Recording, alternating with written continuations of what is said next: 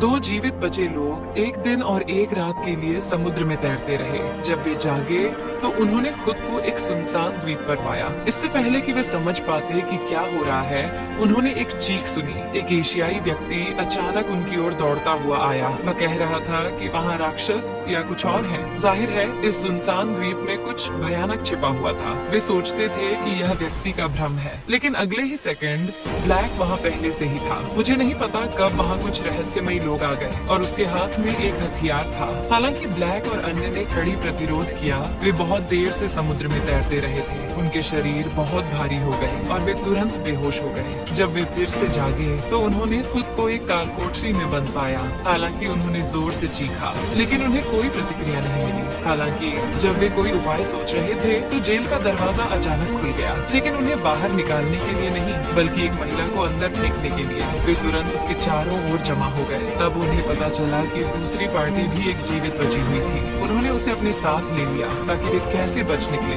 पर विचार कर सके। किसे पता था कि अचानक बदलाव हो जाएगा। टॉम की पिस्तौल एक महिला ने ले ली। ऐसा लगता है कि वह और रहस्यमयी व्यक्ति एक ही पक्ष में है, लेकिन लिंडा ने उन्हें चोट नहीं पहुंचाई, बल्कि उनकी पहचान की पुष्टि के बाद उसने अपने साथी से उन्हें बाहर निकालने के लिए कहा। पता चला कि दूसरी पार्टी भी जीवित बचे लोगों का एक समूह थी। वे बस कुछ दिन पहले टॉम के द्वीप पर पहुंचे थे। इस दौरान कई अजीब बातें हुई, जिससे 20 से अधिक साथी मारे गए। अंत में केवल कुछ ही बच गए और लिंडा को संदेह था कि इस द्वीप पर राक्षस थे, इसलिए उसने टॉम के कुछ को नियंत्रित किया। अब जब गलतफहमी सुलझ गई है, उनके पास कोई भोजन नहीं बचा है, इसलिए लिंडा ने मिलकर भोजन ढूंढने का फैसला किया। अप्रत्याशित रूप से रास्ते में टॉम गायब हो गया। इससे आसपास के लोग घबरा गए। उन्हें डर था कि वह एक राक्षस बन जाएगा, लेकिन दशान ने विश्वास किया कि टॉम अभी भी जीवित है, इसलिए वह सबके विरोध के बावजूद उसे ढूंढने के लिए बाहर चला गया। उसे उम्मीद नहीं थी कि वह शरीर को देखने से पहले बहुत दूर नहीं जाएगा,